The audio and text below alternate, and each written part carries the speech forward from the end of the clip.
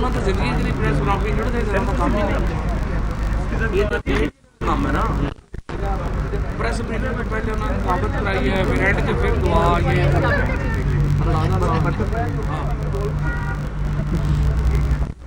जिन्हें बना था बोलने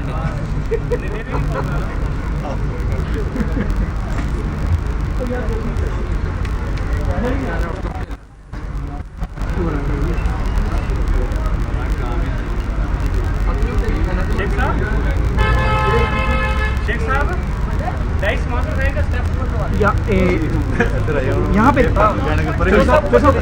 स्टेप ऊपर हो जाए, एक स्टेप ऊपर आ जाए, 2.5 से यहाँ 2.5 से आगे पहले बस तो जाए, पहले बस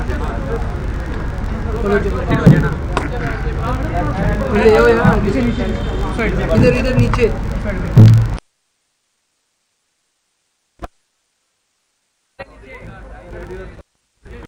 यहाँ रख दो भाई, आप भाई पीछे हो जाओ आप सारे, बाकी रखे पीछे।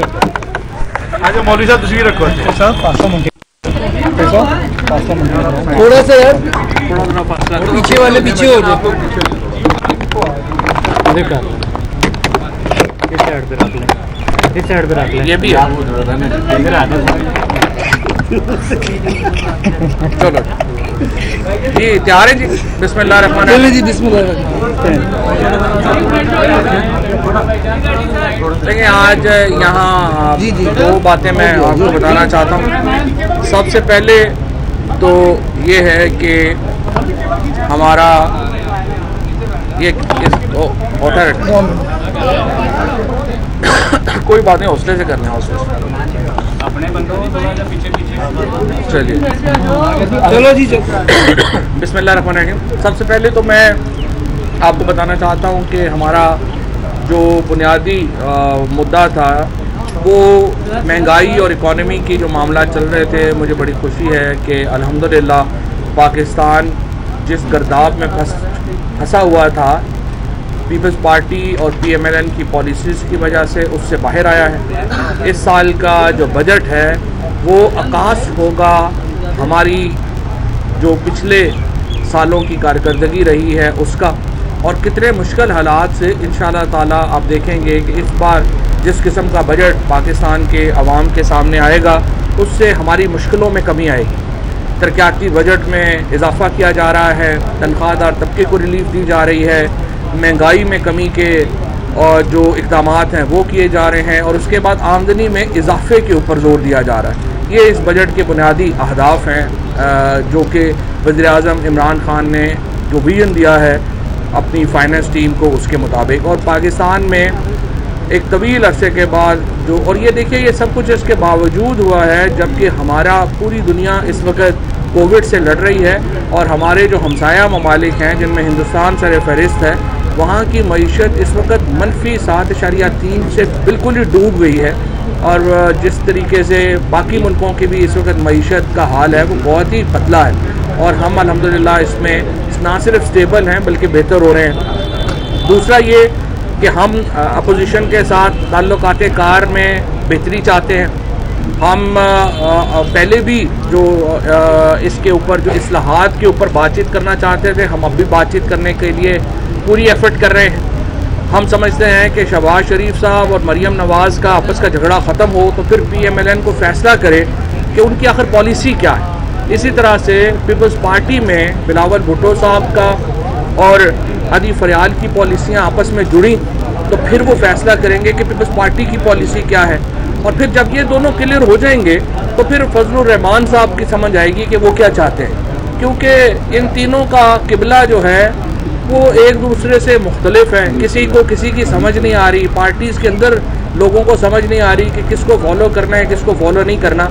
एक बिखरी हुई तिनकों की तरह बिखरी हुई अपोजिशन है इस वक्त। ज़ाती तौर पे मैं समझता हूँ कि अपोजिशन का पाकिस्तान में बड़ा अहम रोल है, हम उस रोल को तस्लीम करते हैं, और हम समझते हैं कि इलेक्शन इस्लाहात जैसे अहम मामलात के ऊपर, अदालती इस्लाहात जैसे अहम मामलात के ऊपर अपोजिशन को हुकूमत के इक़दामात का साथ देना चाहिए। इस सिलसिले में हम इलेक्शन कमीशन को भी मिल रहे हैं। बुध को PTI का जो वफ़द है उसकी मुलाकात होगी इलेक्शन कमीशन से, जिसमें हम जो ख़ुसूसन हमारी इलेक्ट्रॉनिक मशीन्स हैं, voting machines, electronic voting machines जिनको EVM कहते हैं, हमने इलेक्शन कमीशन को जोर दिया है कि वो उस टेक्नोलॉजी को अडॉप्ट करें और उसको पहले आप आजमाएं, परखें और अगर उसमें कोई नुक्स है तो हमें बताएं और हम उसमें पॉलिसी फ़ैसले हुकूमत ने करने हैं और हमने फ़ैसले करने हैं कि आइंदा इलेक्शन जो हैं वो किस तरीके से होने चाहिए, क्या होना चाहिए, रूल्स क्या होने चाहिए, रेगुलेशंस क्या होने चाहिए। इलेक्शन कमीशन एग्जीक्यूशन नाम है, अमल दरामद का इदारा है और उन्होंने उस पर अमल दरामद करना है। तो लिहाजा इसके ऊपर हम अपनी पॉलिसी जो है वो इलेक्शन कमीशन को देने का इरादा जो है वो रखते हैं। तीसरा ये है कि इस वक्त जो पाकिस्तान की जो सूरत हाल है उसमें अल्हम्दुलिल्लाह बजट आ रहा है, वफाक में और सूबे में हम बासानी ये बजट जो है वो मंजूर होगा क्योंकि अवामी फलाह का बजट है और इसमें किसी किस्म की कोई PTI को मुश्किल का सामना नहीं है।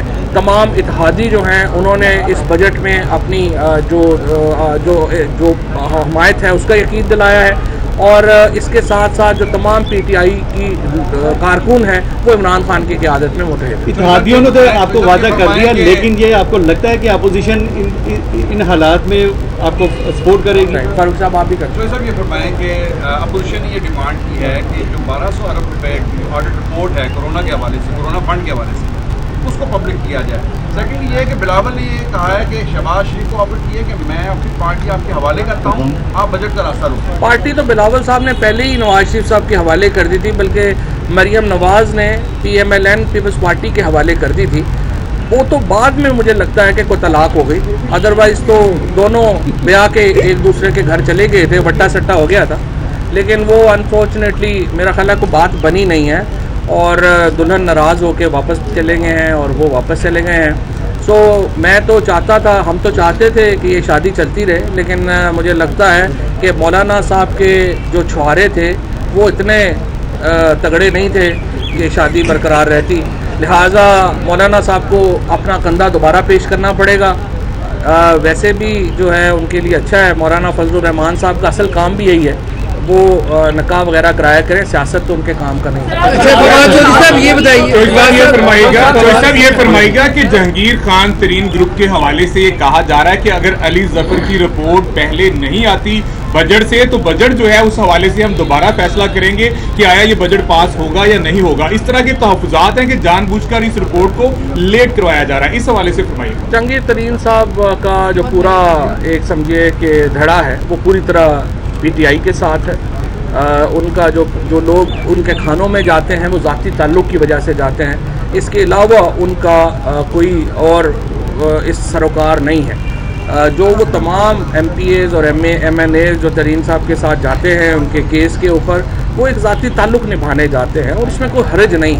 वो सारे हमारे भाई हैं, हमारे दोस्त हैं और जहांगीर तरीन साहब समेत तमाम अरकान वज़ीर-ए-आज़म इमरान खान के विजन के ऊपर यकीन रखते हैं और उनको मालूम है कि इमरान खान जो है वो नाइंसाफ़ी होने नहीं देंगे और चाहे वो उसके हक में हो या खिलाफ हो मामला, उसके ऊपर उनकी राय बदलेगी नहीं। आपने बड़ी अच्छी बात की कि बजट आ रहा है, इसमें आप सैलरीज को, चीज़ों को इन्हांस करने जा रहे हैं इंशाल्लाह। और पहले और भी बड़ी डिपार्टमेंट में, गवर्नमेंट में खासकर बड़ी रिफॉर्म्स हुई जो कई सालों से नहीं हुई, इट्स वेरी गुड। लेकिन कुछ आपके सरकारी इदारे हैं जो कई सालों से लाइक 10, 11, 12 साल से उसी वजह पे काम करें, क्या उनके बारे में कुछ सोचने आने वाले बजट में? क्योंकि वो कॉर्पोरेशन कभी भी न विफाक के अंडर आती है न फेडरल के अंडर आती है। कई इदारे हैं जहाँ पर मसाइल है, मिसाल के तौर के ऊपर PTV है, मिसाल के तौर के ऊपर APP है, स्टील मिल्स है, PIA है। इन इदारों के लोगोों का असल मसला ये है कि यहाँ पर बेपनाह सियासी भर्तियाँ की गई। PTV के अंदर 2008 से 18 तक 2200 लोग भर्ती किए गए, उनमें से 5% लोग भी मेरिट के ऊपर भर्ती नहीं किए गए। इसके साथ साथ APP को आप देखें, उनमें रिपोर्टर्स जो बुनियादी काम है वो जो हमारे जर्नलिस्ट हैं वो 200-300 से ज़्यादा नहीं है और 600-700 लोग वहाँ पर मैनेजरियल पोस्ट के ऊपर लगे हुए हैं। जिस तरीके से इन इदारों को तबाह किया गया, उन इदारों में जिस तरीके से सियासी भर्ती, देखिए मेरे लिए तो बड़ा आसान है, मैं आज MNA हूँ, मैं अपने हर पोलिंग स्टेशन से 5-5, 7-7 लोग इन तमाम इदारों में भर्ती कर दूँ, मैं इलेक्टेबल हो जाऊँगा, लेकिन वो इदारे बैठ जाएंगे।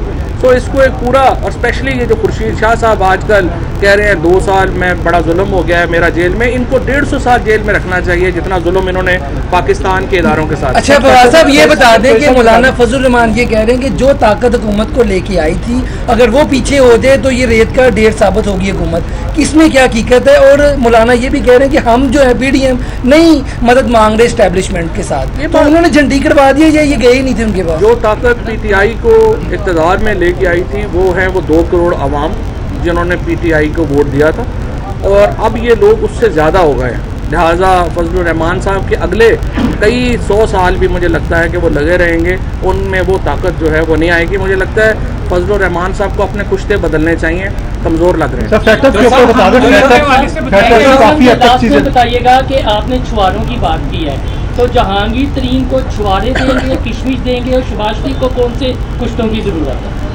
जो आपने बात की है फैटफ की, ये देखें मैंने जिस तरह से बात की है जहांगीर तरीन साहब का, या बाकी मैंने बताया आपको कि जहांगीर तरीन साहब को भी इमरान खान साहब के VN को उतना ही यकीन है जितना बाकी PTI के लोगों को प्रॉब्लम नहीं है। फैटफ में इंशाल्लाह बड़ी कामयाबी जो है वो पाकिस्तान को हासिल हुई है। मैं मुबारकबाद देना चाहूँगा अपनी फैटफ में हमाद अजहर साहब को जिन्होंने इसको लीड किया, फिर हमारी लॉ मिनिस्ट्री को जिन्होंने इसको आगे बढ़ाया, और एक मिलजुल के तमाम इदारों ने फैटफ में जो कामयाबी हासिल की, ये पाकिस्तान की कामयाबी है, और इंशाअल्लाह ताला इस पर पाकिस्तान खत्म हो गए। इलेक्शन कमीशन ने जो आपका ई-सिस्टम वोटिंग सिस्टम है उसके ऊपर तहफ़्फ़ुज़ात का इजहार किया, और उनका ये कहना है कि ये आलमी मेयार पूरा नहीं उतरता, फराज इसको ऑलरेडी पहले बंद कर चुका है। फिर किस तरीके से इस ई-सिस्टम को आप नाफिज करेंगे जब इलेक्शन कमीशन इस पर? इलेक्शन कमीशन ने इस तरह के किसी तहफ़्फ़ुज़ात का इजहार नहीं किया। इलेक्शन कमीशन के जो मेंबर हैं, उनकी जो टेक्नोलॉजी के हेड हैं, वो इस कमेटी के मेंबर हैं, वो अच्छी तरीके से इस चीज़ को देख रहे हैं, और इलेक्शन कमीशन समेत तमाम इदारे, ये फैसला सियासी क़यादत ने करना। इसीलिए हम समझते हैं कि जो PMLN है, पीपल्स पार्टी है, ख़ुसूसन ये 2 बड़ी पार्टियाँ, इनको हमारे साथ इंतखाबी इस्लाहात के ऊपर आना चाहिए, बातचीत करनी चाहिए, और इन इंतखाबी इस्लाहात के नतीजे में पाकिस्तान में अभी देखें ना, जो हारता है वो कहता है नहीं जीतने वाला गलत कह रहा है, जो जीतता है वो कहता है नहीं ये गलत है। सो उसके ऊपर हम यकीन नहीं। एक हमने आखिर इलेक्शन, हम तो चाहते हैं कि इसको फ़ौरन जो है वो एक्सरसाइज किया जाए, और कश्मीर के इलेक्शन आ रहे हैं, आप उनके कुछ हलकों में इसको एक्सरसाइज करें। और जैसे कि अभी 4 जो हमारा नेशनल प्रेस क्लब इस्लामाबाद है, पार्लियामेंट्री रिपोर्टर्स एसोसिएशन हैं, फिर मुल्तान और लाहौर की जो बार एसोसिएशंस हैं, और रावलपिंडी इस्लामाबाद की बार एसोसिएशंस हैं, वो EVM के ऊपर ही अपने इलेक्शन कराने चाह रही हैं, और मैं बल्कि लाहौर प्रेस क्लब को भी ये देने जा रहा हूँ EVM के डेमोन्स्ट्रेशन। सो सारे सहाफ़ी और वकला जिनके इलेक्शन सबसे बड़े इलेक्शन होते हैं और सबसे समझिए कि हर साल होते हैं, उनको हम पहले EVM पे ले आते हैं। शहबाज शरीफ की एक्सेप्ट की जाएगी दरखास्त? अभी तक हम शहबाज शरीफ साहब को, हम उनकी रिटर्न नहीं आई, हम तो रिटर्न लिख चुके हैं स्पीकर साहब शहबाज शरीफ साहब को कि आप आइए और हमारे साथ बैठिए। मैं शहबाज शरीफ साहब से कहता हूँ आज अपना फोकल पर्सन नॉमिनेट करें और हुकूमत और अपोजिशन में मुज़ाकरा। अगर इख्तिलाफात खत्म हो गए हैं तो इशाइये तरीन साहब की जानिब से रोज चल रहे हैं, ठीक है, वो इशाइये क्या हुकूमत को कराने के लिए या किसी और चीज़ की कड़ी? देखिए बात यह है कि जो भी वो भी एक सियासी आदमी है, जो लोग सियासत में होते हैं वो इशाइये भी देते हैं, बातचीत भी करते हैं, इससे कोई फ़र्क नहीं पड़ता।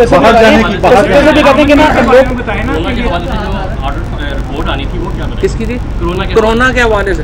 देखिए फाइनेंस मिनिस्ट्री ने उसके ऊपर बड़ी डिटेल अपना जो है वो एक रिपोर्ट जमा करा दी है AGPR के पास। AGPR ने वो रिपोर्ट आगे जमा करानी है। जहाँ तक हुकूमत का ताल्लुक है वो तमाम ऑडिट रिपोर्ट पहले ही जमा कराई जा चुकी है। देखिए ये बात यह है कि पाकिस्तान में एक फ्री प्रेस है, हमारे यहाँ 112 के करीब प्राइवेट चैनल्स हैं, 43 के करीब फॉरेन चैनल्स हैं। ये जो एक इंडियन लॉबी का प्रोपेगेंडा शुरू हो जाता है इंटरनेशनली कि पाकिस्तान में कोई फ्रीडम ऑफ एक्सप्रेशन नहीं है, हमारे मुल्क में पेक्यूलियर हालात हैं, उनमें के पीछे एक इंटरनेशनल, देखिए 850 वेबसाइट हमने पकड़ी थी जो इंडिया चला रहा था, वो पाकिस्तान के अंदर ये हवा देते हैं कि फ्रीडम ऑफ एक्सप्रेशन नहीं है। हालांकि पाकिस्तान के अंदर जितना आज़ाद मीडिया है, इस तरह की कोई और मिसाल कहीं पे ना कोई और आपको मुस्लिम वर्ल्ड में तो खैर सवाल ही पैदा नहीं होता, आपको किसी और थर्ड वर्ल्ड में भी नहीं मिलती। हमारी प्रेस शायद फर्स्ट वर्ल्ड से भी ज़्यादा आज़ाद है। आप मुझे जर्मनी में ज़रा हॉलोकॉस्ट के ऊपर किसी जर्नलिस्ट को कहें ना ज़रा लिख के दिखाएं, आप ज़रा इनको कहें अमेरिका में कहें ना इसराइल के ऊपर लिख के दिखाएं, ये हर मुल्क के एक अंदर जो है वो एक तरह के कुछ, फॉर एग्जांपल हमारे यहाँ आप ब्लास्फेमी नहीं कर सकते, ये वेस्ट के लिए फ्रीडम ऑफ एक्सप्रेशन होगा, हमारे लिए ये रेड लाइन है। तो हमारी अपनी रेड लाइंस हैं, उनकी अपनी रेड लाइंस हैं, वो अपनी रेड लाइंस में खुश रहें, हमें हमारी रेड लाइन सर बाहर जाने के लिए शहबाज शरीफ की दरखास्त दोबारा आ गई, अब जाने दिया जाएगा कि फिर उनको? वो तो कोर्ट लेके हमने तो उन्हें ECL पे डाला है, बाकी तो अदालत में वो जाएं और वहाँ पे हम अपना केस लड़ेंगे। शहबाज शरीफ साहब का कोई केस है नहीं, हम समझते हैं उनके केस की डे टू डे हियरिंग होनी चाहिए, उनको सजा होनी चाहिए।